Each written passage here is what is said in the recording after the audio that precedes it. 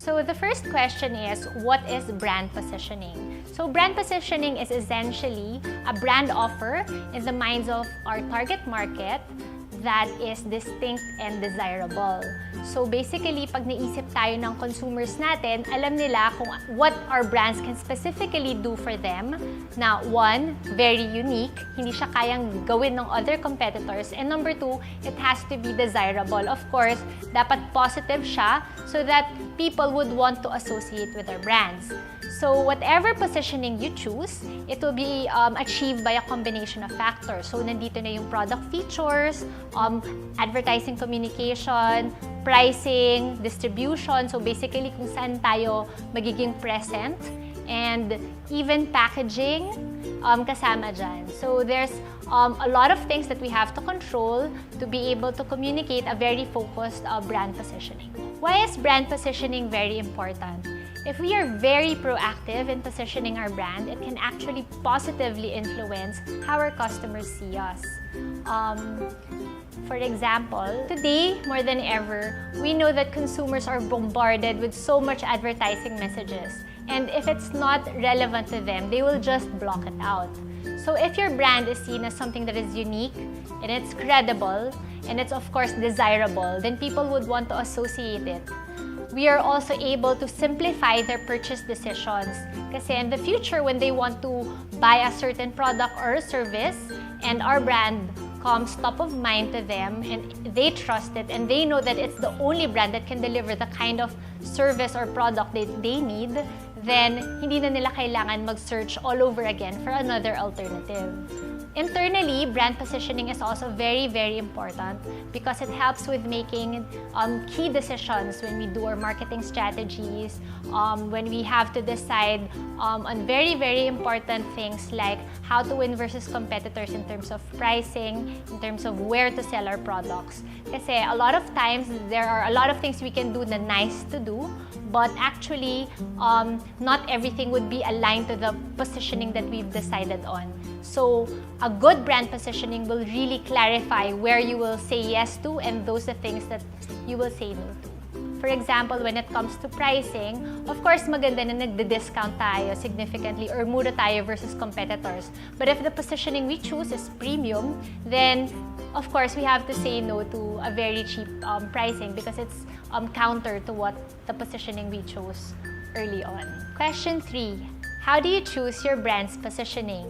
There are 4 major steps in deciding what your positioning will be. So the first will be, you have to first define your target market. So this is not just demographics in terms of age, gender, but this is also about psychographics, their habits as well, how they think, where they want to go, what their dreams are, what their aspirations are, what their frustrations are. So the most important thing about choosing your target market is to make sure that this is sizable enough so that it will be profitable for your brand to go after this target market. Number 2, after choosing your target market, you have to understand what they need or what they really, really want. So by doing this, you also need to understand if there's anything about the specific product or service that you're offering that really, really frustrates them currently. And maybe that's something that you can focus on and beat your competitors on. Number 3, assess your capabilities. So by doing this, you have to know what you can really own. Can you really promise to deliver this better versus your competitors? Is this really ownable for you? You also, of course, have to scan your competition. So what is their positioning? Are they premium? Are they cheap? Are they distributed everywhere? Are they distributed in just a few stores? So these are things you have to assess. So the fourth important question is, how do you evaluate the positioning that you choose for your brand? So there are actually 8 key questions that you have to ask yourself. Number 1, is it focused, relevant, memorable, and motivating for your target market? Number 2, can your brand deliver it based on your capabilities?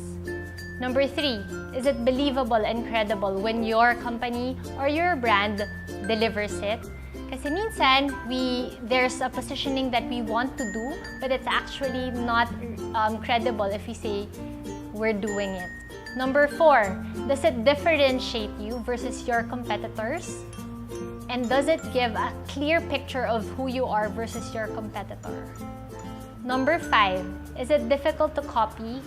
Can your brand own it? Number 6, is it sustainable? Is it something that can be delivered consistently across all points of contact with your consumer? Number 7, is it appropriate for all key markets? So this question is important in case you want to expand in the future. Number 8, does it help achieve your company's financial goals and boost the image of your company? Number 5, what is the biggest pitfall of brand positioning? For me, the biggest pitfall of brand positioning is really having a confused positioning. And this really happens when brand owners don't have the clarity of what their positioning is.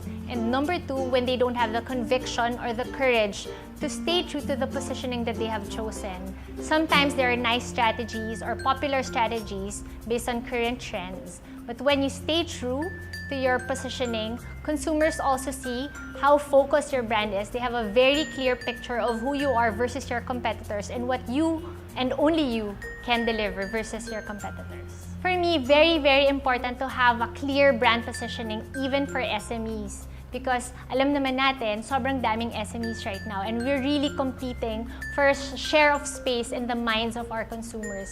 They must have a very clear picture of who you are or else you will just be one of the many brands competing for a certain product or a certain service. Thank you so much, and I really, really hope that you were able to learn something for brand positioning. As I said, it's super, super important for SMEs to have a very clear positioning of their brands, and I hope that you'll be able to use all the points that I've shared here with you. Thank you.